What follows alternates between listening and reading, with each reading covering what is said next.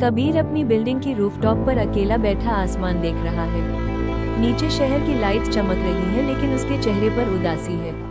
वो धीरे से बोलता है, काश मेरा भी कोई दोस्त होता। तभी आसमान में एक टूटता हुआ तारा दिखाई देता है, लेकिन वो तारा सीधे उसकी रूफटॉप पर गिर जाता है।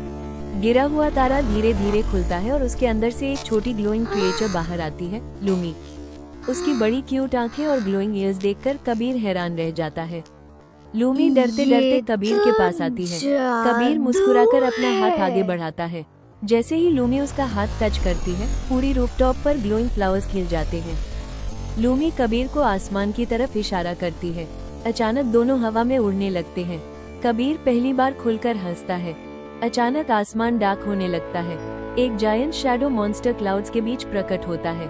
वो सारी मूनलाइट अब्सॉर्ब करने लगता है। पूरा स्काई ग्रे हो जाता है। कबीर डर जाता है, लेकिन लूमी उसके सामने खड़ी हो जाती है। कबीर समझ जाता है कि मॉन्स्टर डार्कनेस से नहीं, अकेलेपन से बना है। वो मॉन्स्टर के पास जाकर धीरे से बोलता है, तुम भी अकेले हो ना? मॉन्स्टर रुक जाता है। लूमी अपनी लाइट उसके अंदर भेजती है। धीरे धीरे मॉन्स्टर डिसॉल्व होकर छोटे ग्लोइंग पार्टिकल्स में बदल जाता है। आसमान फिर से चमक उठता है।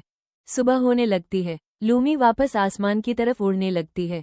कबीर उदास होकर उसे देखता है, लेकिन जाते जाते लूमी अपनी ग्लोइंग लाइट का एक छोटा पीस कबीर के हुडी में छोड़ देती है।